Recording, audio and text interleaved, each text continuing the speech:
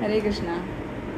आप सभी का बहुत बहुत स्वागत है आज श्रीमद् भागवतम कथामृतम के सत्र में। आइए मंगलाचरण से हम अपना क्लास शुरू करते हैं। ओम अज्ञानतिमिरन्धस्य ज्ञानञ्जनाशलाकया चक्षुरुन्मिलितं येन तस्मै श्रीगुरुवे नमः। श्रीचैतन्यमनोभीष्टं स्थापितं येन भूतले स्वयं रूप कदा मह्यं ददाति स्वपदान्तिकं।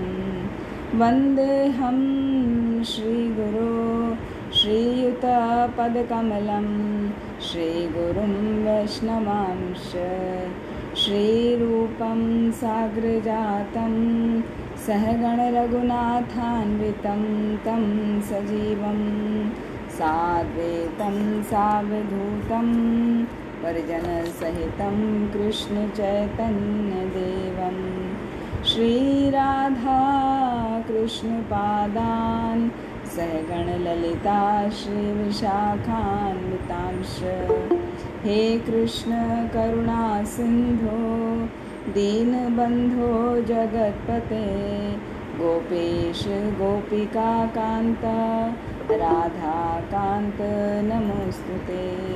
तप्त कांचन गौरांगी राधे वृंदावनेश्वरी वृषभानुसुते देवी प्रणमामि हरिप्रिये।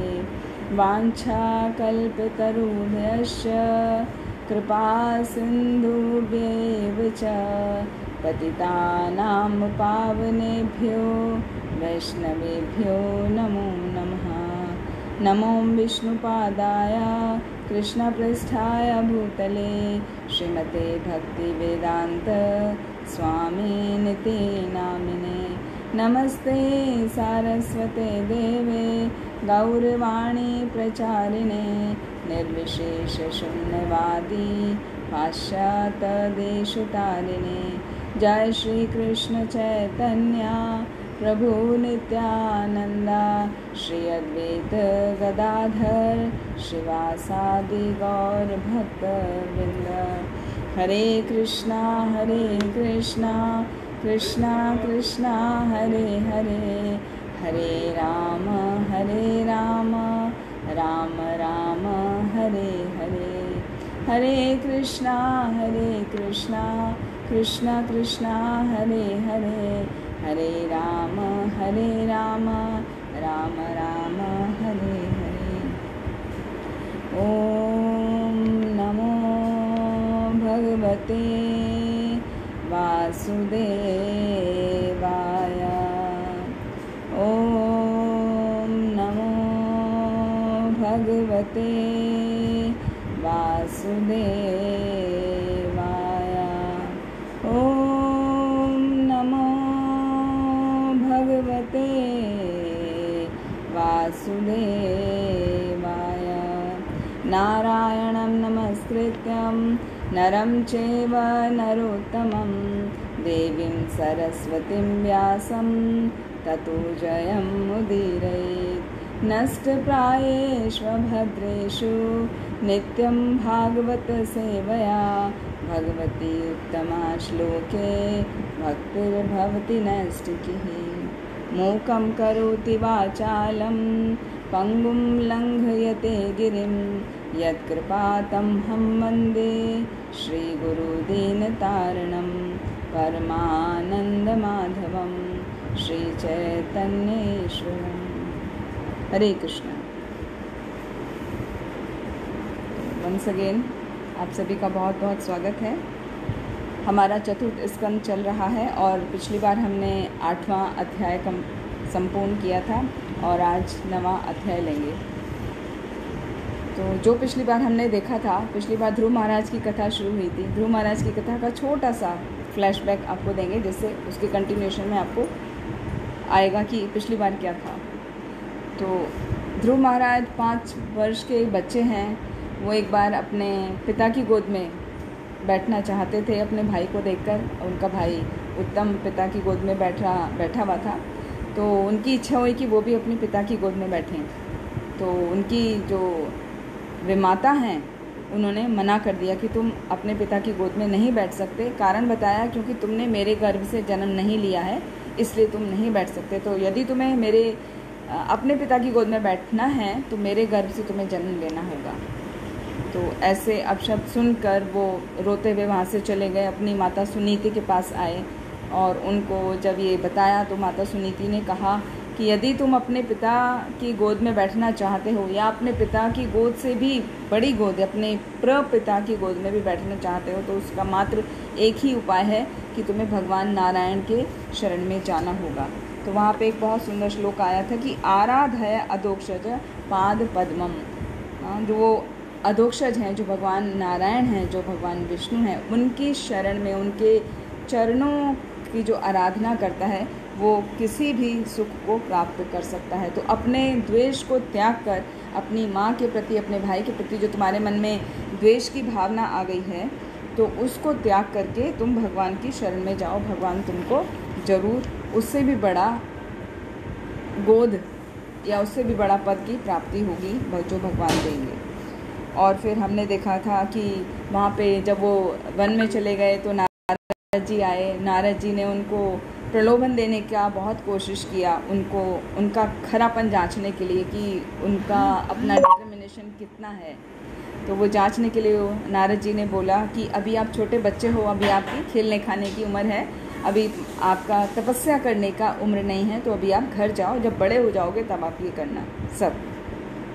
और ये जो दुख सुख आता है ये सब हमारे अपने पिछले जन्मों का फल होता है और ये सब भगवान की माया शक्ति का ही रूप है। इस तरह करके उनको बहलाने की कोशिश करी कि वो चले जाएं अपने घर, लेकिन वो नहीं गए। उन्होंने बोला, हे नारद जी, मैं तो क्या, एक घड़े के समान है मेरा चित्त, जो एक बार टूट गया वो वापस से नहीं बनाया जा सकता। तो मेरे चित्त में ये जो आप उपदेश दे रहे हैं वो कुछ भी प्रवेश नहीं कर रहे हैं। आप कृपा करके मुझे वो बताइए जिससे मेरा जो उद्देश्य है, जो मेरा गोल है कि मुझे अपने पिता की गोद से भी बड़ा सिंहासन प्राप्त हो, मैं वो प्राप्त कर सकूं, तो उसके लिए मुझे उपाय बताइए। तो उनका जो दृढ़ निश्चय था वो देखकर नारद मुनि बहुत प्रसन्न हुए और उन्होंने ध्रुव महाराज को बताया कि आप अधोक्षज नारायण हैं, उनकी शरण में जाओ। ओम नमो भगवते वासुदेवाय, ये जो 12 मंत्र है, 12 अक्षर का मंत्र है, इसका तुम जप करो और भगवान के रूप पर ध्यान लगाओ। भगवान का रूप जो हमने पिछले स्कंद में सुना था कि किस तरह भगवान के चरण कमल पर ध्यान लगाते हैं। भगवान का सुंदर मुख, भगवान ने जो है वनमाला पहनी हुई है, ताजे फूलों की वनमाला पहनी हुई है, कौस्तुभ मणि पहनी हुई है, सर पे उनके मुकुट है जिसमें वैदुर्य मणि लगी है और उनके कानों में मकराकृत कुंडल लटके हुए हैं और उनका मुख कमल के समान सुंदर है, उनके नेत्र कमल के समान सुंदर है। तो इस तरह उस रूप का ध्यान लगाना है। तो नारद जी ने उनको बताया। तो इस तरह से उनकी बातों का मन में धारण करके ध्रुव महाराज मधुवन में गए। नारद मुनि के कहने के अनुसार मधुवन में गए और भगवान के रूप का ध्यान करने लगे। और जो ध्यान करने लगे तो वो बहुत ही कठिन तपस्या कर रहे थे। उन्होंने क्या किया, पहले जब वो वहाँ पर पहुँचे तो पहले दिन उन्होंने उपवास किया, यमुना में स्नान किया और फिर उपवास रखा उस रात्रि को। फिर पहले दिन, जो पहला महीना है, पहला महीना उन्होंने केवल तीसरे दिन, 2 दिन छोड़ के तीसरे दिन उन्होंने कैथे के फल और बेर ही खाए। दूसरे महीने में फिर हर छठे दिन उन्होंने जो पत्ते नीचे गिरे थे, सूखे पत्ते और घास, वही खाए।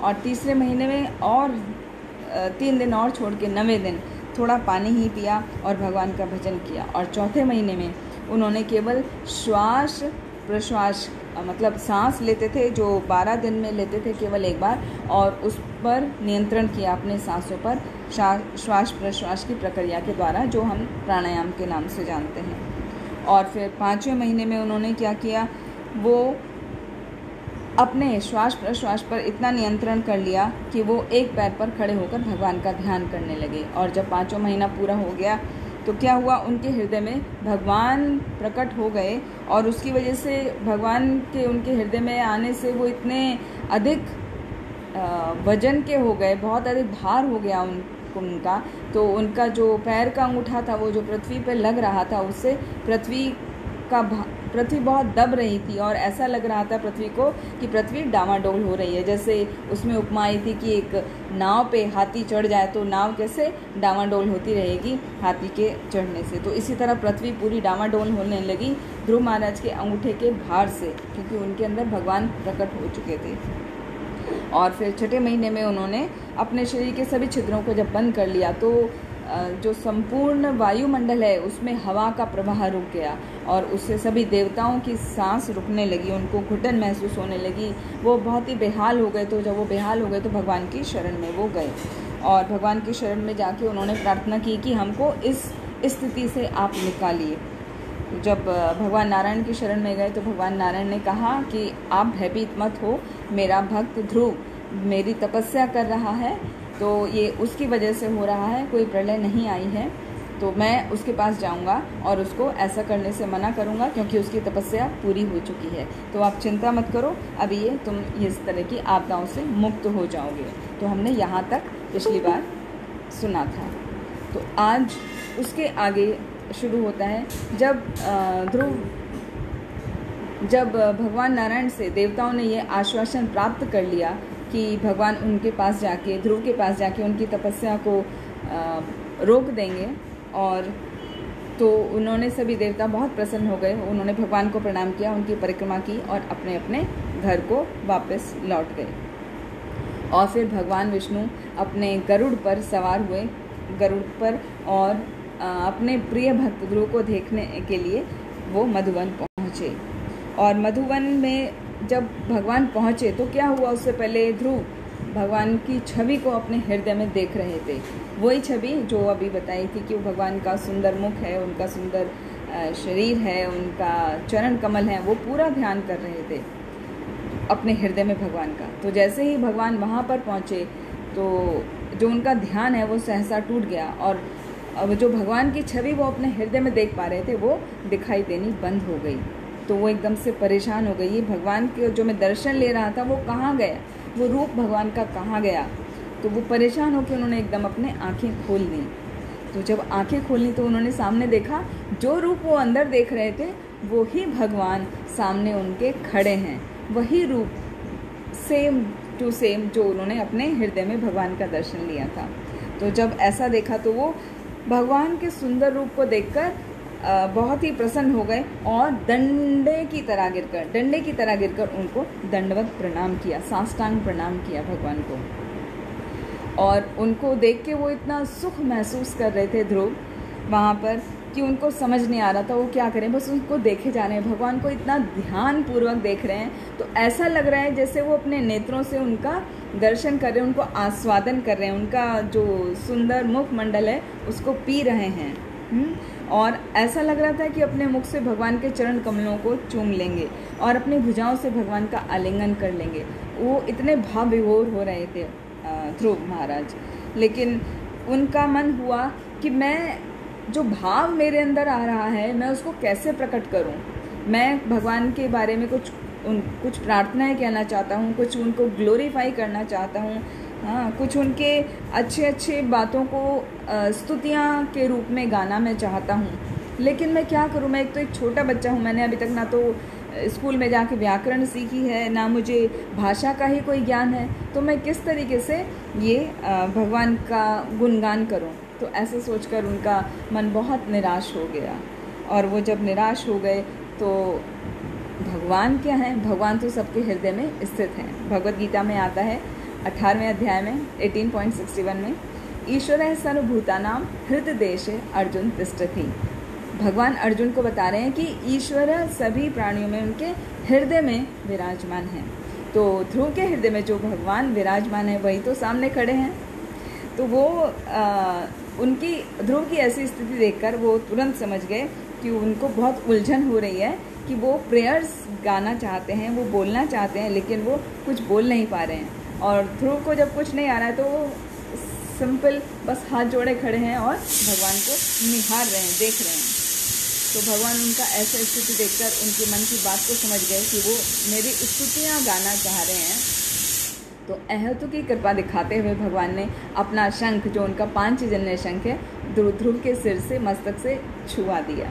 तो जैसे ही भगवान ने अपना शंख ध्रुव के मस्तक पर छुआया तो उनके अंदर पूरा सभी ज्ञान का संचार हो गया और उनके हृदय में ज्ञान प्रस्फुटित हो गया। ज्ञान प्रस्फुटित हो गया मतलब समस्त ज्ञान उनको प्रकट हो गया, जैसे ब्रह्मा जी को प्रकट हुआ था। जब ब्रह्मा जी ये जानना चाह रहे थे कि मेरी उत्पत्ति कहाँ से हुई है, कैसे हुई है, क्यों हुई है, तो क्या हुआ था, तो भगवान ने स्वयं उनको ज्ञान उनके हृदय में प्रकट किया था। तो ऐसे ही वहाँ पर भगवान ने अपना शंख छुआने से उनको उनके हृदय में ज्ञान प्रकट हो गया। तो जब ध्रुव का उत्साह बढ़ने लगा, जब ज्ञान प्रकट हो गया तो वो एकदम बहुत उत्साहित हो गए और उत्साहित होकर उन्होंने भगवान से प्रार्थनाएं करना शुरू कर दिया कि हे भगवान, आपने मेरे चित्त में, मेरे हृदय में प्रवेश करके जो मेरी सोई हुई इंद्रियां हैं और जो मेरी प्राण शक्ति है और मेरी वाणी को जागृत कर दिया है। आपके द्वारा दी हुई शक्ति से मैं अब बोल सकता हूँ और मैं आपको बहुत बहुत नमन करता हूँ। जिस प्रकार सृष्टि के आरंभ में आपने ब्रह्मा जी को ज्ञान प्रदान किया था और उनके हृदय में ज्ञान प्रकाशित होने से वे सृष्टि को उसी प्रकार देख सके थे जिस प्रकार कोई व्यक्ति सृष्टि की रचना उस प्रकार कर सके थे, उस ज्ञान का उनको हृदय में उत्पादन हुआ था, ज्ञान प्रस्फुटित हुआ था उनके हृदय में। जैसे कि कोई सोया हुआ व्यक्ति होता है, उसको अचानक नींद से जगा दिया जाए तो नींद से जागने पर वो अपने सभी कार्यों को भली प्रकार शुरू कर देता है, उसमें कोई विलंब नहीं करता नींद से जागने के बाद। तो जब आपने ब्रह्मा जी को ज्ञान दिया था तो ब्रह्मा जी भली प्रकार ऐसे जाग गए थे और सृष्टि की रचना उन्होंने आरंभ कर दी थी। उसी तरह आपने जो मुझे शंख को छुआ के मेरे हृदय में भी वो ज्ञान को प्रकाशित किया है, तो आपके ही कृपा के द्वारा ऐसा हो पाता है। तो यहाँ पे श्रील प्रभुपाद ने बड़ा अच्छा वर्णन किया है भक्ति विनोद ठाकुर को कोट करते हुए। भक्ति विनोद ठाकुर का एक भजन है, जीव जागो जीव जागो, गौरा चांद बोले, को तो निद्रा जाओ माया, पिशाचीर को ले, जीव जागो जीव जागो। कि हे जीव जागो, ये जो पिशाची के रूप में जो निद्रा है, निद्रा देवी है, उससे उठ के जागो और अपना कार्य शुरू करो। तो ऐसे ही आपका जो ज्ञान मुझे आपने मेरे हृदय में प्रकाशित किया है, तो मुझे ऐसे लग रहा है कि मैं नींद से जागा हूँ और मेरी सभी जो सुप्त इंद्रियां थीं वो मेरी जागृत हो गई हैं और जिससे मैं आपका गुणगान कर सकता हूँ। और साथ में बता रहे हैं कि मेरे जैसा जो मूर्ख व्यक्ति है वो इस देह के शरीर को ही सब कुछ मानता है और उसी को सेटिस्फाई करने के लिए, उसी के लिए भोग का प्रयास करता रहता है विभिन्न रूप से। ये सब वास्तव में आपकी माया के प्रभाव से ही होता है। भगवान आप जो हैं कल्प वृक्ष के समान हैं और हमें जन्म मृत्यु की जो बंधन है उससे मुक्त कर सकते हैं, लेकिन फिर भी हम मतलब जितने भी जीव हैं वो सब इंद्रिय तृप्ति का सुख ही चाहते हैं, आपसे वो ही मांगते हैं, जो कि ये इतना तुच्छ है कि सभी नरकों में उपलब्ध है। सभी नरकों में उपलब्ध है मतलब हर जीव योनि में भी ये इंद्रिय सुख उपलब्ध है। कोई भी ऐसी योनि नहीं है जिसमें इंद्रिय सुख उपलब्ध ना हो। लेकिन मनुष्य योनि इंद्रिय सुख लेने के लिए नहीं है, वो तो साथ में इंद्रिय सुख तो ठीक है, बहुत ही तुच्छ चीज़ है, वो आत्मिक सुख लेने के लिए है, जो कि भगवान की भक्ति करके ही आता है। तो ये सुख बहुत तुच्छ है, फिर भी जीव उसके पीछे भागता रहता है। फिर बताते हैं ध्रुव महाराज ग्लोरीफाई कर रहे हैं ना भगवान को, तो जब भी ग्लोरीफाई करा जाता है पहले उनके गुणों का व्याख्यान करा जाता है, तब फिर अपने हृदय की बात कही जाती है। तो गुणों का व्याख्यान कर रहे हैं। फिर आगे बोल रहे हैं ध्रुव महाराज कि आपके चरण कमलों का ध्यान लगाना जो है वास्तव में अलौकिक सुख प्रदान करता है। सुख वास्तव में 3 प्रकार के होते हैं। अभी उनको ज्ञान प्राप्त हो गया है तो वो बता रहे हैं कि सुख 3 प्रकार के होते हैं। पहला है जो स्वर्ग की प्राप्ति से प्राप्त होने वाला सुख, मतलब यदि जो कोई भी व्यक्ति है जो कर्म में विश्वास रखता है और कर्म करता है और उसकी इच्छा स्वर्ग को प्राप्त करने की रहती है, तो वो स्वर्ग को प्राप्त कर जाता है। तो वो स्वर्ग को प्राप्त करने का सुख होता है, लेकिन वो कैसा होता है, बहुत ही क्षीण होता है। जब वो क्षण भंगुर होता है, जब वो ख़त्म हो जाता है उसका डेटा, जैसे कि बैंक में हम अपना पैसा जमा करते हैं और जब वो हम उसको निकालते जाते हैं, यूज़ करते जाते हैं, जब वो ख़त्म हो जाता है उसका बैलेंस, तो आप नहीं निकाल सकते। तो भगवद गीता में वहाँ पर वर्णन किया गया है, ते तम भुक्त्वा स्वर्ग लोकम विशालम क्षीणे पुण्य मृत्य लोकम विशंति एवं त्रयधर्मम अनुप्रपन्ना गतागतम काम कामा लभन्ते। तो यहाँ पर जो इम्पोर्टेंट क्षीणे पुण्य मृत्य लोकम विशंति, जो हम पुण्य कर्म अर्जित करते हैं अपने विभिन्न कार्यों के द्वारा, वो सब पुण्य जब खत्म हो जाते हैं तो हमें वापस आना पड़ता है। तो इतना ही है स्वर्गिक सुख का अर्थ। आपने स्वर्ग का सुख पाया, बहुत सारे पुण्य कर्म किए, दान दक्षिणा दिए, तो वो पुण्य कर्म होते हैं।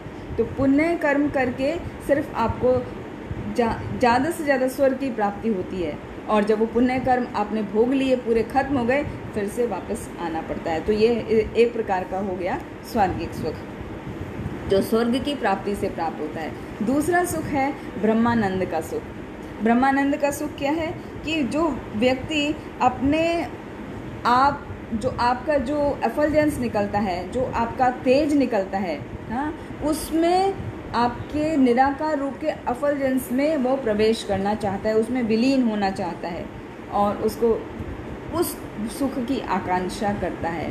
तो वो सुख कैसा होता है, वहाँ पर समझाया गया है। वो सुख ऐसा होता है, ब्रह्मानंद का सुख, जैसे आपको बहुत बड़ा, बहुत ही सुंदर आलीशान होटल में, आप इमेजिन करके देखिए, होटल में बहुत ही सुंदर कमरा मिला है आपको, जहाँ पे सारी सुख सुविधाएं हैं, किसी भी चीज़ की कोई कमी नहीं है, जो आपको चाहिए सब कुछ वहाँ पर मौजूद है। लेकिन आपको कोई भी व्यक्ति नहीं मिलेगा, आपसे कोई बात करने के लिए नहीं है। पूरा वहाँ पे पूरे होटल में आप अकेले हैं, कोई सर्वेंट नहीं है, कोई रूम सर्विस नहीं है, कुछ नहीं है, सब कुछ अवेलेबल है, आपको परेशान होने की आवश्यकता नहीं है, लेकिन कोई व्यक्ति आपसे बात करने वाला नहीं है वहाँ पर। तो आप ऐसे सुख को कितनी देर सुख भोग पाएंगे? शुरू में तो आपको लगेगा बहुत अच्छी जगह है, मैं जैसे जन्नत में आ गया, सब कुछ तो है यहाँ पर, लेकिन कुछ समय बाद आपका मन करेगा आप किसी से बातचीत करें, अपना सुख किसी के साथ शेयर करें। तो जो ब्रह्मानंद का सुख है, वो उसमें वो आदान प्रदान नहीं होता है। तो वो क्या, एक जो ऊंची स्टेज पर जिसको सुख चाहिए होता है, वो कहलाता है भक्ति का सुख। तो जो उस सुख का आस्वादन करता है, उसको ब्रह्मानंद का सुख भी तुच्छ लगने लगता है। तो इस प्रकार जो दूसरा सुख है वो ब्रह्मानंद का सुख है, और तीसरा सुख है भक्ति का सुख, जो कि शुद्ध भक्तों के संग में मिलता है। और ये क्या है, जब भक्त, जो भी कोई पर्सन, जो भी कोई व्यक्ति भक्तों के साथ में रहता है, तो भक्तों के साथ में भगवान के नाम का, रूप का, गुण का, लीला का यशोगान करता है, श्रवण करता है, कीर्तन करता है, तो उसको जो सुख की प्राप्ति होती है वो अलौकिक सुख होता है, उसकी तुलना किसी अन्य सुख से नहीं की जा सकती। तो ऐसे ध्रुव महाराज बता रहे 3 प्रकार के सुख हैं। तो जो स्वर्गिक सुख है वो बहुत ही काल की 2-धारी तलवार के द्वारा काट दिया जाता है, बहुत ही क्षणिक होता है वो। ब्रह्मानंद का सुख है, परमानेंट है, लेकिन उसमें आनंद नहीं आता है, क्योंकि आप उस किसी को शेयर नहीं कर सकते। और जो भक्ति का सुख है वो अलौकिक सुख होता है, उसमें आप शेयर कर सकते हो, भगवान की सेवा कर सकते हो और भक्तों के साथ में आनंद प्राप्त कर सकते हो। फिर और ग्लोरीफाई कर रहे हैं ध्रुव महाराज भगवान को कि हे भगवान, कृपया करके मुझे आशीर्वाद दीजिए कि जो आपकी भक्ति में महान भक्त लगे हुए हैं, मुझे उनका संग मिलता रहे। उनका संग मिलने से क्या होगा? उनका संग इसलिए मिलता रहे जिससे जो भौतिक संसार रूपी ये भव सागर है, मैं उसको पार कर जाऊं, आसानी से पार कर जाऊंगा। क्योंकि आपका दिव्य जो लीलाएं हैं, जो गुण हैं, उनको मैं सुनने के लिए बहुत ही ज़्यादा उत्कंठित हूँ, मुझे बहुत ज़्यादा उत्कंठा है। तो इसीलिए वो मैं भक्तों के सुख में ही आसानी से प्राप्त कर सकता हूँ। तो आप मुझे भक्तों का संग प्रदान कीजिए, ऐसा आशीर्वाद मुझे दीजिए। और आपको अपने समक्ष देखकर मेरे मन में नाना प्रकार के विचार उठ रहे हैं, हे भगवान, लेकिन मेरी सब धारणाएं जो मैंने बहुत पहले सोचा था, भगवान ऐसे होंगे, भगवान ये देंगे वो देंगे, मैं भगवान से वो मांगूंगा, ये जितना भी मेरा प्लान था वो सब अभी आपका दर्शन पाके नष्ट हो गया है। अभी मैं प्रत्यक्ष रूप से समझ पा रहा हूँ भगवान कि आप ही पूर्ण पुरुषोत्तम भगवान हैं, और मैं आपको बारंबार नमन करता हूँ, बारंबार प्रणाम करता हूँ। और आपको केवल वही समझ सकता है जिसके हृदय में भक्ति हो। भगवद गीता में आता है 18वें अध्याय का 55वां श्लोक, भक्त्या माम अभिजानाति यावान या च अस्मि तत्वतः। भक्ति के द्वारा, केवल भक्ति के ही द्वारा भगवान को जाना जा सकता है। जो भगवान को तत्व में से जानता है वही भगवान को वास्तव में जान सकता है। और आप क्या हैं? आप जिसको प्राप्त हो जाए उसको फिर अन्य किसी चीज़ को प्राप्त करने की कोई भी इच्छा नहीं रह जाती। वो सभी इच्छाओं से मुक्त हो जाता है। उसको सिर्फ एक ही इच्छा रहती है, वो कैसे आपकी सेवा में रत रहे। रत रहे मतलब लगा रहे, कैसे आपकी सेवा में लगा रहे, क्योंकि उसको सेवा की तुलना में बाकी जो संपूर्ण जगत के सुख हैं वो सभी उसको निकृष्ट लगने लगते हैं। क्योंकि भक्ति का जो आस्वादन है, जो भक्ति भगवान को सेवा करके जो सुख की प्राप्ति होती है, वो अलौकिक सुख बताया गया है यहाँ पर श्रीमद् भागवतम में। तो वो अलौकिक सुख है। और हे भगवान, आप परम दयालु हैं। जिस प्रकार गाय जब अपने बछड़े को, नवजात बछड़े को जन्म देती है, उसकी पालती पोसती है, उसकी रक्षा करती है, हाँ, ऐसे कहा जाता है कि जब गाय का छोटा बच्चा होता है ना, काफ, जब वो जन्म लेता है तो गाय उसका इतना ध्यान रखती है कि पास में कुत्ते को भी नहीं आने देती। यदि घर का पालतू कुत्ता है तो भी वो उसको वहाँ पर पास में नहीं आने देती, गाय उसको भगा देती है। लेकिन वही बछड़ा जब थोड़ा बड़ा हो जाता है तो फिर गाय चिंता नहीं करती। तो इसी तरह भगवान जिस प्रकार गाय अपने बछड़े का पूर्ण रूप से ध्यान रखती है, उसी प्रकार आप जो अपने अज्ञानी भक्त हैं उनका पोषण भी करते हैं और उनका रक्षण भी करते हैं। तो आप ऐसा ही कृपा मुझ पर करिए। आप मेरा रक्षण किया है आपने, और मेरा आगे फर्दर पोषण भी करिए। कैसे? कि भक्तों का, महान भक्तों का संग मुझको दीजिए। तो ये सारे प्रार्थना कहने के बाद ध्रुव थोड़े शांत हो गए। जब ध्रुव शांत हो गए तो भगवान बोले कि हे प्रिय ध्रुव, तुम्हारे हृदय की जो इच्छा है मैं उससे भली भांति परिचित हूँ। तुम्हारे कहने की आवश्यकता नहीं है, क्योंकि अभी तक तो वो गुणगान ही कर रहे हैं, इच्छा तो उन्होंने बताई ही नहीं। सबसे हमने बताया, जब भी कभी दो व्यक्ति मिलते हैं, जो महान व्यक्ति मिलते हैं, तो सबसे उसका पहला क्या करना चाहिए? आपस में वो ग्लोरीफाई करते हैं। जो छोटा व्यक्ति है, छोटा मतलब जो वरिष्ठ है, उसको जो थोड़ा या तो एज में छोटा है या तो गुणों में कम है, वो व्यक्ति वरिष्ठ व्यक्ति का गुणगान करता है, ऐसा नियम है। तो अभी तक तो गुणगान ही कर रहे हैं ध्रुव भगवान का। अभी तो इच्छा बताई ही नहीं, लेकिन उनके शांत होने से, जैसे वो शांत हुए, भगवान बोले कि आप ध्रुव, तुम चिंता मत करो, मुझे तुम्हारे हृदय की हर इच्छा का भली भांति मैं परिचित हूँ। मैं जानता हूँ कि तुमको क्या चाहिए। हालांकि तुम्हारी महत्वाकांक्षा जो थी वो बहुत ऊंची है, उसको पाना आसान नहीं है। क्या थी उनकी महत्वाकांक्षा? ध्रुव महाराज की महत्वाकांक्षा थी कि वो केवल अपने पिता की ही सिंहासन पर नहीं बैठने चाहते, अपने प्रपितामह जो ब्रह्मा जी हैं उनसे भी उनको ऊंचा सिंहासन चाहिए। तो उनसे भी ऊंचा तो भगवान का ही है, तो भगवान का सिंहासन पर वो बैठना चाहते हैं। तो उनकी ऐसी इच्छा थी। तो भगवान कह रहे तुम्हारी जो महत्वाकांक्षा बहुत ऊंची है और कठिन है, लेकिन तुम मेरे शरण में आए हो तो मैं तुम्हारी सभी इच्छाओं को पूरी करूँगा, तुम चिंता मत करो। और ब्रह्मा जी के समाप्ति पर ये प्रलय आती है, ये लोक नष्ट हो जाता है, लेकिन तुमको मैं जो लोक प्रदान करूँगा वो कभी नष्ट नहीं होगा। और उसमें एक बहुत अच्छी उपमा बताई है, तुलना की। जैसे जब धान निकाला जाता है तो बैल को खंबे के चारों ओर घूमता रहता है और धान निकलता है, वो उसमें पीटता रहता है उसको, जो बैल के पीछे बांधा जाता है, तो इस तरह से वो धान निकलता है। उसकी भूसी अलग हो जाती है पुराने स्टाइल में, आजकल तो सब कुछ मशीन से होता है। तो उसी प्रकार बैल जैसे घूमता रहता है उस स्तंभ के चारों ओर, उस खंबे के चारों ओर धान को निकालने के लिए उनके छिलकों से, उसी प्रकार अंतरिक्ष में जितने भी सितारे हैं वो ध्रुव लोक की धुरी पर घूमते हैं और घूमते रहेंगे। तो वो तुम्हें ध्रुव लोक मैं प्रदान करूँगा, उसका नाम ध्रुव लोक तुम्हारे ही नाम से होगा। ऐसा लोक मैं तुम्हें प्रदान करूँगा जिसके चारों ओर सारे सितारे वो घूमते रहेंगे। और आज तक उस लोक पर किसी ने भी राज्य नहीं किया है, ऐसा लोक मैं तुमको प्रदान करूँगा। फिर साथ में और आगे का भी बताना है कि आगे क्या क्या होने वाला है। तो भगवान बता रहे हैं कि कुछ समय में तुम्हारे पिता जो हैं वो वानप्रस्थ स्वीकार कर लेंगे और राज्य तुम्हें सौंप देंगे। तुम अगले 36,000 वर्षों तक पृथ्वी पर शासन करोगे। कितना? 36,000 वर्षों तक।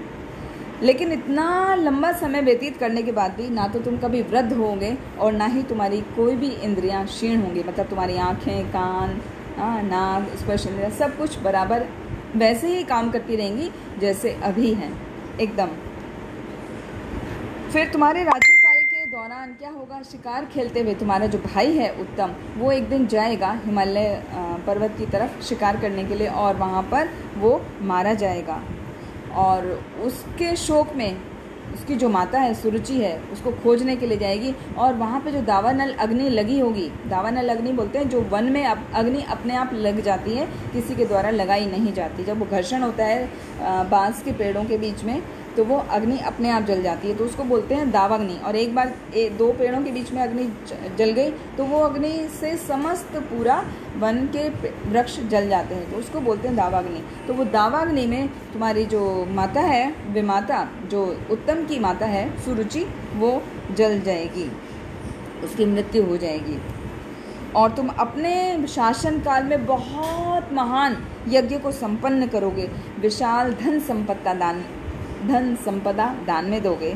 और इस प्रकार तुम जीवन काल में बहुत ही सुख, अतुल सुख भोगोगे। अतुल मतलब जिसकी कोई तुलना नहीं की जा सकती, अतुलनीय सुख भोगोगे।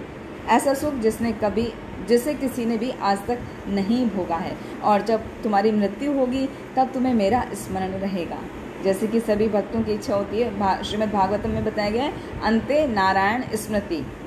हमें ऐसा अपना जीवन को व्यतीत करना चाहिए कि जब हमारा अंत समय में आए तो हमें अंत समय में नारायण की स्मृति हो। भगवान नारायण, भगवान कृष्ण, भगवान विष्णु सब एक ही हैं, उनका हमें स्मरण हो, हमें वो याद आए। तो तुम इतने भाग्यशाली हो कि तुम्हें अंतिम समय में मेरा स्मरण रहेगा, जबकि 36,000 वर्षों तक तुम इस पृथ्वी पर शासन करोगे। उसके बावजूद भी तुम मुझे भी नहीं भूलोगे, तुम मेरी तरफ पूर्ण रूप से समर्पित रहोगे। और इस प्रकार अपने जीवन को सफल करके तुम मेरे लोक में प्रवेश करोगे, जिसका नाम है ध्रुवलोक। और ध्रुवलोक कहाँ पर है? ये तीनों लोक पार करके, भूलोक, भुवरलोक, स्वर्गलोक, उसको पार करके फिर आता है महरलोक, जनलोक। जनलोक वो लोक है जहाँ पर 7 सेजेस रहते हैं। 7 सेजेस मतलब सप्त महर्षि। सप्त महर्षियों का जो लोक है उनसे भी ऊपर तुम्हारा लोक होगा ध्रुवलोक। तो कितना है उच्च स्थान दिया है। और वो जो ध्रुवलोक होगा वास्तव में वो मेरा ही लोक है, मेरा ही धाम है, जो क्षीर सागर से घिरा हुआ है और उसके बीच में श्वेत द्वीप है। श्वेत द्वीप क्षीर सागर के बीच में स्थित है। तो ऐसी स्थिति आपको मिलेगी। और वो जो वास्तव में है वो क्या है? वैकुंठ लोक है। और वैकुंठ लोक में जो चला जाता है उसको वापस नहीं आना पड़ता। इसमें जो श्लोक आता है, ततो गंतासी मतस्थानम सर्वलोक नमस्कृतम उपरिष्टात् ऋषिभ्य त्वं यतः न आवर्तते गतः। न आवर्तते गतः, वहाँ से आपको वापस नहीं आना पड़ेगा। और जो ये लोक है ये मेरा लोक है और ये इतना महान है, वहाँ पे सभी लोग उसको नमस्कृत्य करते हैं। नमस्कृत्य मतलब सभी उसको नमस्कार करते हैं। तो तुमको ऐसा हायर प्लेनेट दे रहा हूँ मैं, वो आपको मिलेगा। और सामान्यतः शुद्ध भक्तों की इच्छा होने पर भी उन्हें हम भौतिक ऐश्वर्य प्रदान नहीं करते हैं। भगवान बता रहे हैं कि शुद्ध भक्त जो हैं यदि वो भौतिक ऐश्वर्य की इच्छा भी करते तो उनको भगवान प्रदान नहीं करते हैं। क्यों? क्योंकि भौतिक ऐश्वर्य को पाकर उनका मन यदि विचलित हो गया तो वो अपने पथ से हट जाते हैं। उनका फिर स्थिति भिन्न हो सकती है, वो भक्ति की तरफ न बढ़ के फिर वापस अपना भोग ऐश्वर्य में आसक्त हो सकते हैं। तो इसलिए उनको भगवान प्रदान नहीं करते हैं भौतिक ऐश्वर्य, जो शुद्ध भक्त होते हैं। लेकिन तुम्हारी तो बात ही कुछ और है। क्या बात है कि तुम पूर्ण रूप से तुम परम शुद्ध भक्त हो, जो कभी भी भक्ति से भ्रष्ट नहीं हो सकते हो। भौतिक, मुझे पता है कि तुम भौतिक भोग विलास के रहते हुए भी अपनी भक्ति और भगवत प्रेम को तुम बनाए रखोगे, और जो कि बहुत ही दुर्लभ स्थिति है, बहुत ही अत्यंत दुर्लभ स्थिति है कि जो पूर्ण रूप से सुख सुविधाओं में रह रहा है उसको भगवत प्रेम में वो लगा रहे, उसको भौतिक सुखों के प्रति कोई आसक्ति ना हो। तो ये बहुत दुर्लभ स्थिति है, लेकिन ध्रुव तुम ऐसा कर पाओगे, इसीलिए मैं तुम्हें ये सब प्रदान करता हूँ। तो तुम 36,000 वर्षों तक सभी प्रकार के भोगों को, सुखों को उपभोग करोगे और उसके बाद में फिर मेरे धाम आ जाओगे। तो ध्रुव की पूजा और ये स्तुतियाँ स्वीकार करके जो भगवान ने कन्वर्सेशन किया उनके साथ में, उनको बता के फिर भगवान गरुड़ की पीठ पर आरूढ़ होकर अपने धाम वापस चले गए। और जब भगवान जा रहे हैं तो ध्रुव महाराज टकटकी लगा के उन्हीं की तरफ देख रहे हैं। तब तक देखते रहे जब तक भगवान उनकी नज़रों से ओझल नहीं हो गए, तब तक उनको देखते रहे। अभी जब भगवान ओझल हो गए तो वो ध्रुव सोचने लगे कि वैसे तो मेरी सारी मनोकामनाएं पूरी हो चुकी हैं, जो मैं चाहता था भगवान ने मुझे प्रदान कर दिया है, लेकिन मैं मन में प्रसन्न नहीं हो पा रहा हूँ। क्यों? क्योंकि जो विशुद्ध भक्ति है उसका स्तर ही इतना महान है। जो अभी मैंने सोचा था वो तो मुझे अभी बहुत तुच्छ लग रहा है। क्या सोचा था कि मेरा अपनी सौतेली माँ के प्रति प्रतिशोध था, भाई के प्रति प्रतिशोध था, और मैं ब्रह्मा जी से भी बड़ा राज्य प्राप्त करना चाहता था। तो लेकिन ये सब प्राप्ति के लिए मैंने भगवान का भजन किया। ओह, मैंने कितना बड़ा गलत कार्य कर दिया। मैं तो निरा मूर्ख हूँ, मेरे से बढ़ के मूर्ख कोई होगा ही नहीं जो इतनी तुच्छ चीज़ों के लिए भगवान का भजन किया। उन भगवान का भजन किया जो भगवान जन्म मृत्यु के चक्र से हमेशा के लिए निकाल देते हैं, जो मोक्ष प्रदान करते हैं। मैंने उन भगवान की ऐसी इच्छा को प्राप्त करने के बजाय वो तुच्छ चीज़ें भगवान से मांगी। अपने माँ और भाई के प्रति जो मेरा प्रतिशोध की भावना थी और ब्रह्मा जी से ऊंचा पद प्राप्त करने की, ये तो बड़ी तुच्छ चीज़ें हैं। तो ऐसा मन में विचार करके वो बड़े दुखी हो रहे हैं। यहाँ पर बहुत सुंदर श्लोक आया है, ओह बत मम अनात्म्यम मंद भाग्य से पश्यता भव इच्छद पाद मूलम गत्वा याचे यद अंतवत। इसका अर्थ है कि हाय देखो तो मेरा दुर्भाग्य देखो, मेरा जो मंद भाग्य है उसको देखो, जो भगवान जन्म मृत्यु का जो चक्र है उसको छिन्न कर देते हैं, उसको काट देते हैं। ऐसे भगवान के पाद के चरणों में, मतलब चरणों के निकट पहुंचकर भी मैंने ऐसी नाशवान जो इच्छा है उसको प्रकट किया। वो मेरे मन में इच्छा थी, जबकि बहुत बड़े बड़े जो भक्त हैं, जो योगी हैं, जो ज्ञानी हैं, वो जन्मों जन्मों तक तपस्या करते हैं, तब उनको भगवान का दर्शन होता है। और मुझे तो भगवान ने केवल 6 महीने में ही दर्शन दे दिया। तो लेकिन मेरा देखो मैंने कितना गलत किया। अज्ञानतावश मैंने छोटी सी चीज़ भगवान से मांगने की इच्छा रखी, वास्तव में मेरा पतन हो गया है। ऐसा सोचकर बहुत बहुत दुखी हो रहे हैं मन में ध्रुव। वो आगे सोच रहे हैं कि स्वर्गीय सुख का उपभोग करने के बाद में देवता भी नीचे गिर जाते हैं, उन्हें भी मृत्यु लोक में आना पड़ता है। जैसे बताया, छीने पुण्य मृत्यु लोके विशंति, जब उनके पुण्य छीन हो जाते हैं तो उन्हें आना पड़ता है नीचे।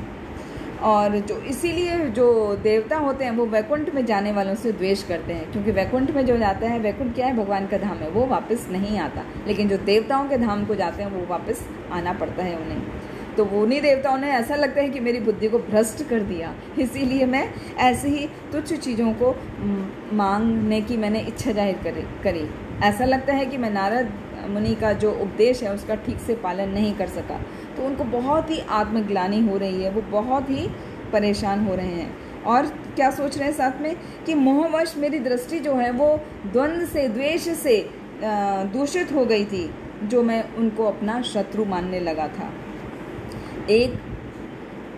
मुझे वास्तव में एक शुद्ध भक्त का संग प्राप्त हुआ। शुद्ध भक्त कौन? नारद मुनि।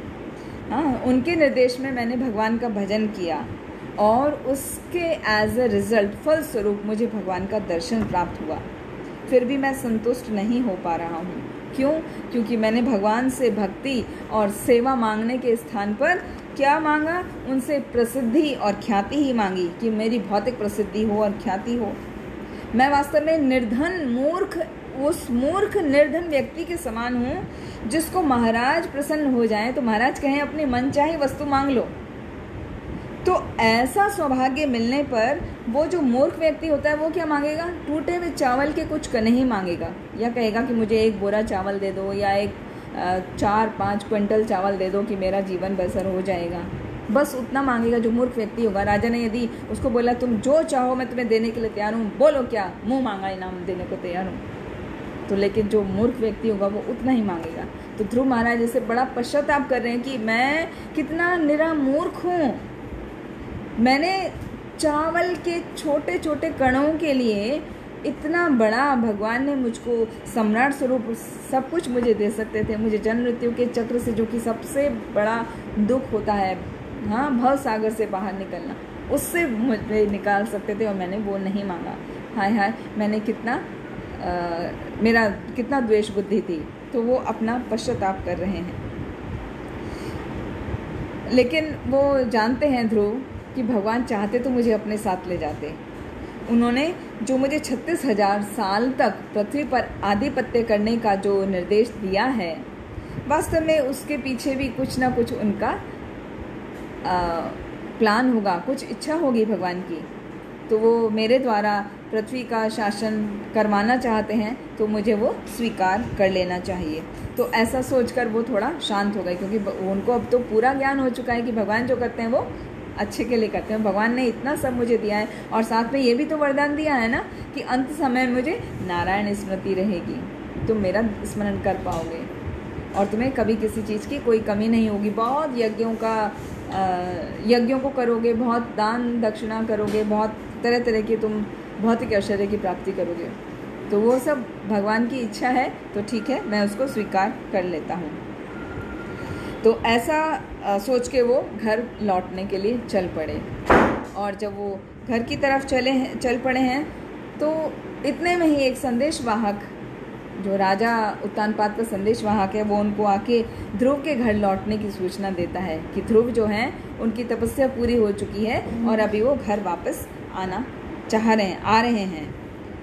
तो जब राजा ने ऐसा सुना, जो संदेशवाहक संदेश लेके आया, तो उनका मन तो बहुत ही ग्लानि से भरा हुआ था राजा का कि मेरी वजह से मेरा जो पुत्र है वो जंगल में चला गया। वो पता नहीं, इतना छोटा बच्चा है, वो कैसे रहता होगा, उसको किसी बाघ ने, चीते ने खा तो नहीं लिया है, वो ठीक से खाता भी है या नहीं, उसको कहाँ सोने को मिलता है। तब से वो बहुत परेशान थे, बहुत ही उनको आत्मग्लानि हो रही थी कि मेरी वजह से मेरा पुत्र ये राज्य छोड़ के वन को चला गया है।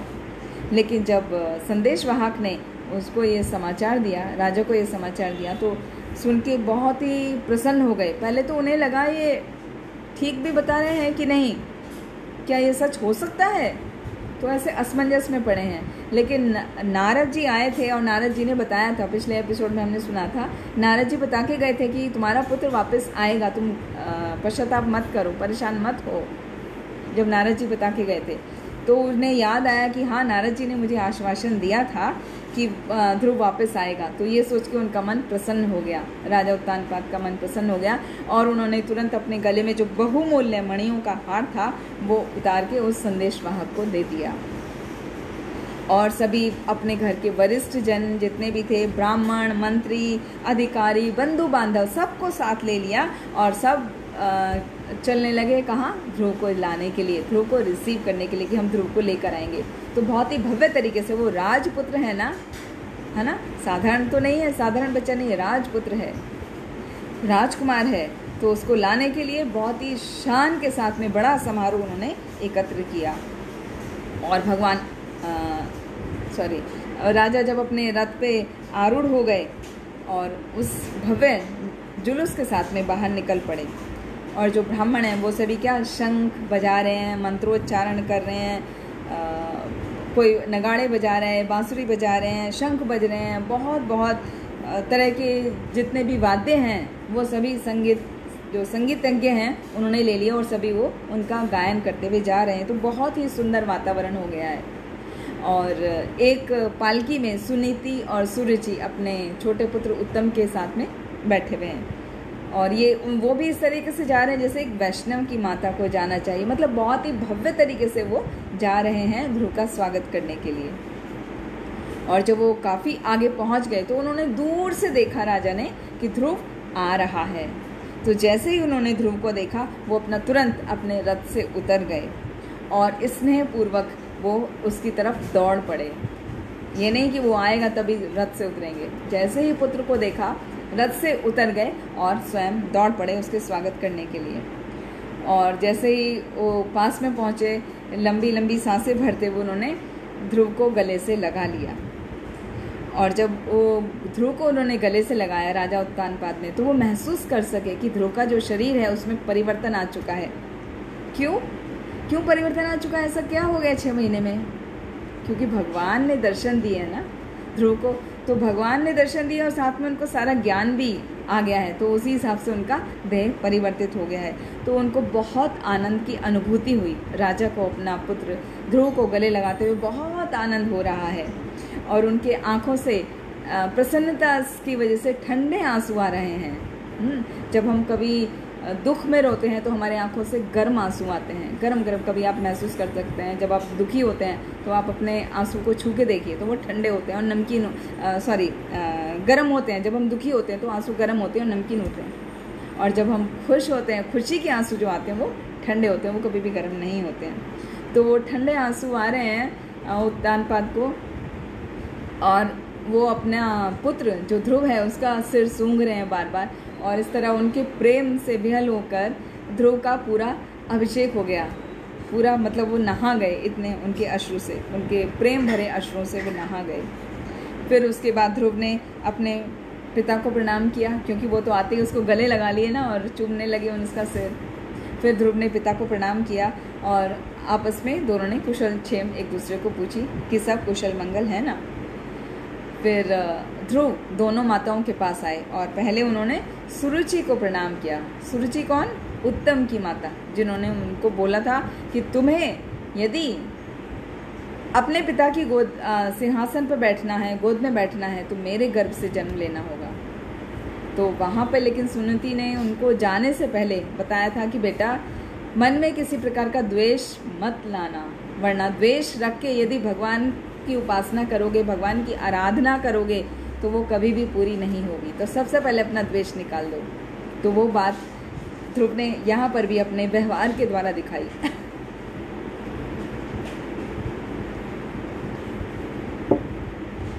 अपने व्यवहार के द्वारा किस तरह दिखाई कि उसने पहले सुरुचि के चरण स्पर्श किए। वो अपनी माता सुनीति के पास नहीं गया, पहले सुरुचि माता के पास गया। और जब सुरुचि के चरण उसने स्पर्श किए तो सुरुचि को भी बहुत आनंद आया। उसने तुरंत अपने पुत्र ध्रुव को, हालांकि वो विमाता है लेकिन उसका भी हृदय इतने समय में पवित्र हो चुका है, और वो ध्रुव को उठा लिया और प्रेम से उन्होंने आलिंगन कर लिया। और उनको भी अश्रुपात हो रहा है, अभी सुरुचि को भी अश्रुपात हो रहा है, क्योंकि उनको भी एहसास हो गया ना कि ये साधारण बालक नहीं है, ये तो महान वैष्णव है, भगवान का दर्शन करके आ रहे हैं।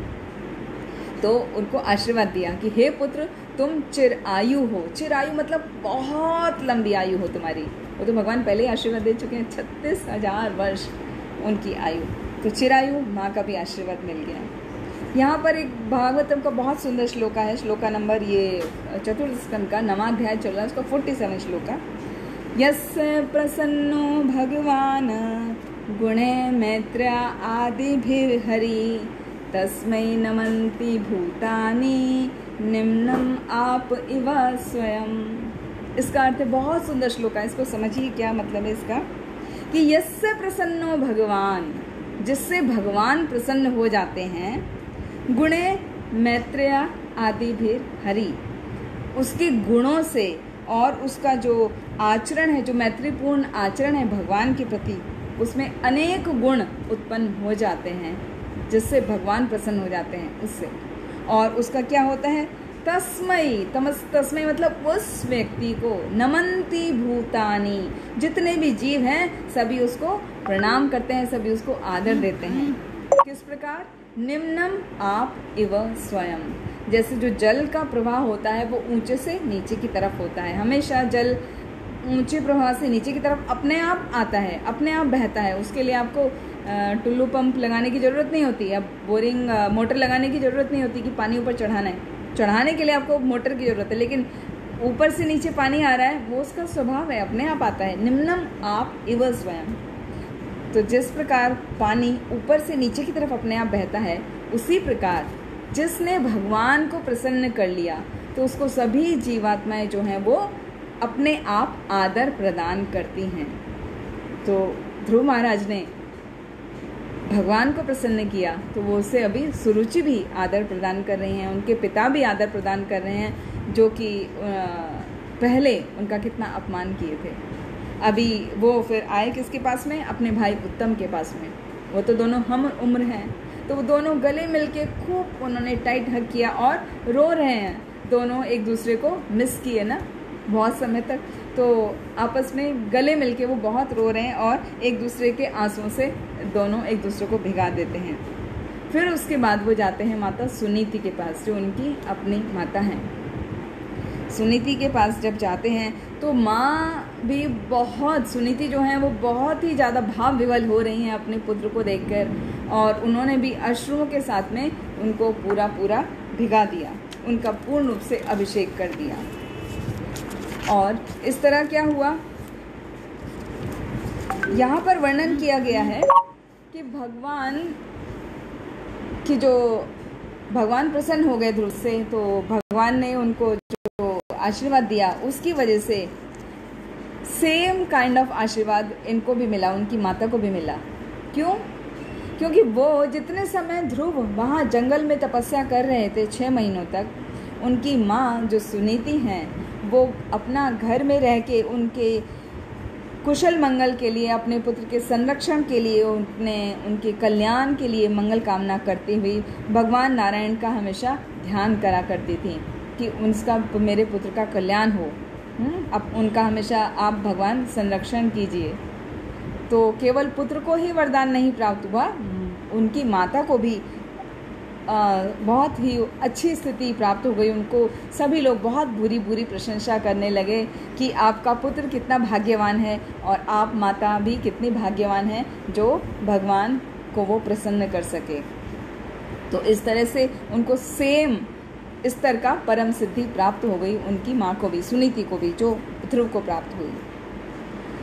इसके बाद जब सबसे मिल लिए तो फिर उत्तानपाद ने, महाराज जो उत्तानपाद हैं, उन्होंने ध्रुव को और उत्तम को एक हथनी पर बिठाया और वो अपने राजधानी लौट आए। अपना बहुत ही गाजे बाजे के साथ में बहुत ही भव्य उनका स्वागत हुआ। और जब वो आ रहे हैं रास्ते में तो देख रहे हैं पूरा जो मार्ग है वो तरह तरह के रंग बिरंगे कपड़ों से, मोतियों से, फूलों की माला से, आम के पत्तों से तोरण लगाते हैं ना, जैसे ऐसे जगह जगह वहाँ पे वो सजा हुआ है।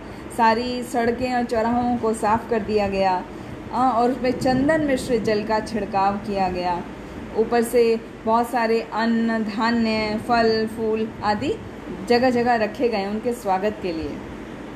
आप सभी देखते होंगे जब भगवान को हम लेके आते हैं, जब जगन्नाथ जी को लाया जाता है, जब उनका पौहंडी होता है, पौहंडी जिन भक्तों ने देखा होगा उनको पता होगा कितना सुंदर होता है। जगह जगह भक्त उनके स्वागत के लिए खड़े होते हैं, कहीं फूल हैं, कहीं तरह तरह के अन्न बिखराए गए होते हैं, और कोई चावल लेके खड़ा है, कोई पंखा लेके खड़ा है, सब भगवान की सेवा में लगे रहते हैं। और मार्ग को तो बहुत सुंदर तरीके से सजाया जाता है।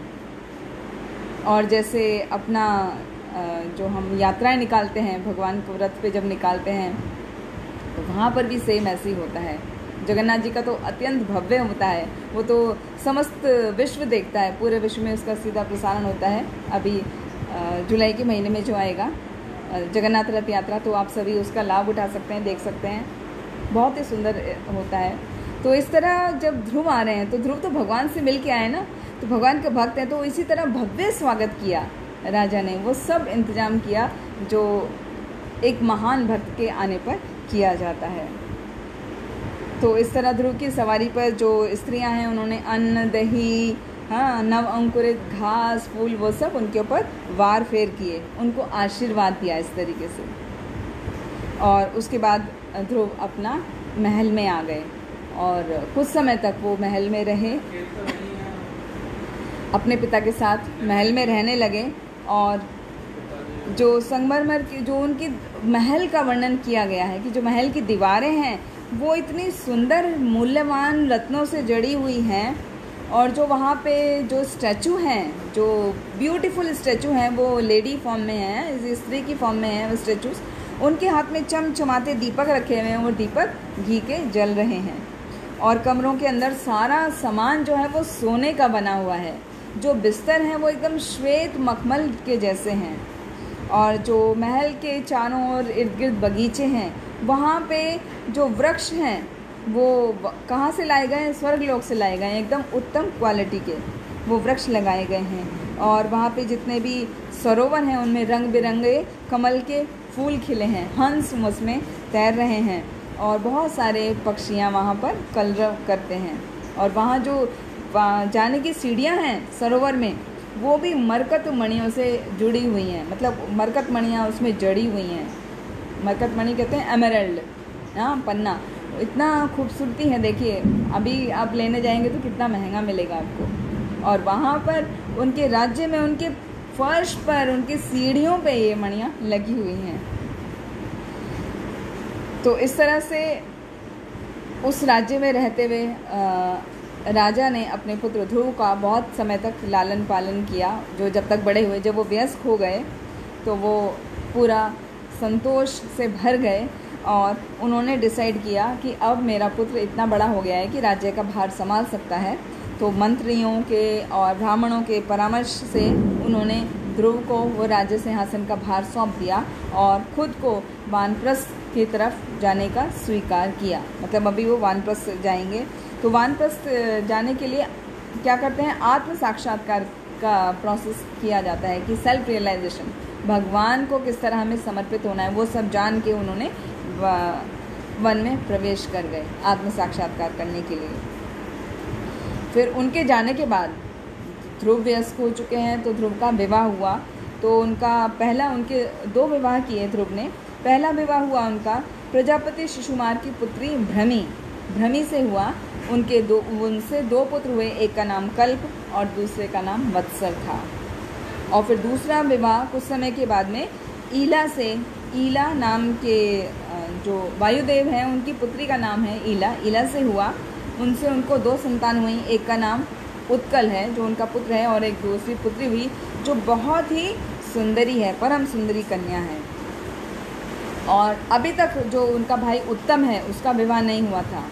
और एक दिन वो आखेट खेलने के लिए चला गया। कहाँ चला गया? हिमालय के वनों में चला गया। तो वहाँ पर हिमालय के वनों में जाते वक्त जब वो शिकार खेल रहा था तो उसकी मुठभेड़ एक यक्ष से हुई। और जो यक्ष शक्तिशाली था उसने उत्तम का वध कर दिया, मतलब उत्तम को मार गिराया। और जब सुरुचि को पता चला तो सुरुचि बहुत ही शोकग्रस्त हो गई और वो भी जंगल की तरफ चली गई। और जैसा कि भगवान ने भविष्यवाणी की थी कि वो भी जंगल में जाके अपना शरीर त्याग देगी, कैसे? दावाग्नि में जल जाएगी। तो उसकी भी मृत्यु हो गई। और जैसे ही ये दोनों दुखद घटना ध्रुव महाराज को मिली कि उसका भाई और उसकी माँ का देहांत हो गया है, तो उनको एकदम से क्रोध हो गया। किसके प्रति? यक्ष के प्रति, कि यक्ष ने मेरे भाई की हत्या की, मेरे भाई को मारा, उसकी वजह से मेरी माँ वहाँ पर गई और उसने भी अपना शरीर का त्याग कर दिया। तो क्रोध में पूरा और शोक में भर के ध्रुव महाराज चल दिए यक्षों का संहार करने के लिए, मारने के लिए, उनसे लड़ने के लिए। तो उनकी राजधानी है अलकापुरी। अलकापुरी में वो वहाँ चले गए। और जब वो वहाँ अलकापुरी में गए तो अलकापुरी कहाँ पर है? हिमालय की घाटी में स्थित है। वहाँ पे बहुत सारे उनके अनुयायी हैं। जो यक्ष के जो है कौन है? वो शिवजी जी के अनुयायी हैं। तो वो वैसी भूतहा टाइप के हैं, मतलब डरावने लगते हैं। तो वहाँ पर जाके उन्होंने अपना शंख बजाया जिससे चारों दिशाएं गूंजने लगी। उन्होंने शंख बजा के मतलब संदेश देते हैं ना कि मैं युद्ध करने के लिए आया हूँ, मुझसे युद्ध करो। तो उनका जो शंख की ध्वनि थी, ध्रुव महाराज की ध्वनि, शंख की ध्वनि से सब दिशाएं गूंजने लगी। और जो उनकी पत्नियां हैं, यक्ष की पत्नियां, वो सभी आतंकित हो गई कि युद्ध के लिए कौन ललकार रहा है। और उस शंख की ध्वनि सुनकर यक्ष के जो झुंड है वो अस्त्र शस्त्र उठाकर आक्रमण करने के लिए चल पड़े। तो अभी सब पूरा हो गया है। आज हम वाणी को यहीं विराम देते हैं।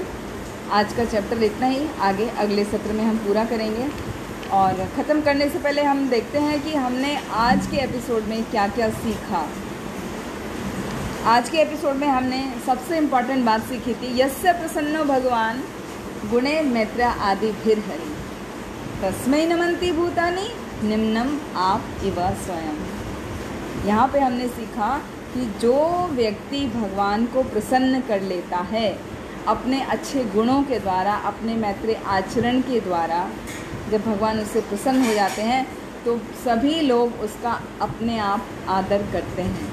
तो इसको कहने का अर्थ ये है कि यदि हमारे मन में किसी से आदर प्राप्त करने की इच्छा है तो हमें भक्त बनना चाहिए। भक्त बन के भगवान की सेवा करना चाहिए, पूजा करना चाहिए, आराधना करना चाहिए। तो आप देखेंगे आप ऑटोमेटिकली आपको सम्मान की प्राप्ति होती है। हम देखते हैं समाज में जो भक्त हैं, खासकर शुद्ध भक्त हैं, हो सकता है अलग अलग समाज भरा पड़ा है भक्तों से, कुछ हो सकता है उस कैटेगरी के नहीं आते, इसलिए शुद्ध भक्त शब्द इस्तेमाल किया गया है। जो शुद्ध भक्त होते हैं उनको बिना कुछ करे ही अपने आप सम्मान आता है। तो आप भी यदि अपना कुछ पाना चाहते हैं तो भगवान की भक्ति करिए, भगवान का नाम लीजिए। तो ये पहली टीचिंग थी। और दूसरा ये थी, जो ध्रुव महाराज बहुत पश्चाताप कर रहे थे कि मैंने छोटे छोटे अपने जो मेरे भौतिक इच्छाएं थी उनकी प्राप्ति के लिए मैंने भगवान की प्रार्थना की। मेरा कितना दुर्भाग्य है, कितना मेरा मूर्ख बुद्धि है। तो यहाँ पर हमें ये सीख मिलती है कि हमें भगवान की सेवा, भगवान की भक्ति करनी चाहिए। भगवान से सानिध्य प्राप्त करने के लिए, सानिध्य मतलब उनकी सेवा करने के लिए हमें भगवान की भक्ति करनी चाहिए, ना कि भौतिक इच्छाओं की। भौतिक इच्छाएं तो अपने आप ऑटोमेटिकली मिल जाती हैं, तो उसको ज़्यादा करने की इच्छा आवश्यकता नहीं होती, क्योंकि भगवान हमारे हृदय में स्थित है ना। हृदय से अर्जुन इतिष्ठति, भगवान खुद घोषणा कर रहे हैं कि मैं तुम्हारे हृदय में रहता हूँ। तुम्हारे हृदय की सभी इच्छा भगवान को पता है, तो हमें उसको अलग से मांगने की आवश्यकता नहीं होती है। हमें बस भक्ति भाव से भगवान की सेवा करनी चाहिए और भक्तों का संग मांगना चाहिए, क्योंकि भक्तों का संग ना मिलना सबसे बड़ा दुखद स्थिति होती है। भागवतम में ये जिक्र आता है कि सबसे बड़ा दुखदायी स्थिति क्या होती है। तो सबसे बड़ी दुखदायी स्थिति होती है भक्तों का संग ना मिलना। यदि हमें भक्तों का संग मिलता रहेगा तो हमें पता रहेगा हमें कैसे भगवान की सेवा करना है, क्योंकि भगवान की सेवा करके ही हमें सभी प्रकार के सुख की और मोक्ष की भी प्राप्ति हो सकती है और शुद्ध भक्ति की प्राप्ति हो सकती है, जिससे हमारा भव सागर का जो बंधन है वो कट सकता है। भव सागर का बंधन मतलब जन्म मृत्यु का चक्र हमारा कट सकता है, अन्यथा नहीं। तो कुल मिलाकर हमें भगवान की भक्ति करनी चाहिए, बहुत ही भक्ति भाव के साथ में, प्रेम भाव के साथ में। हरे कृष्णा। आप सभी का बहुत बहुत धन्यवाद।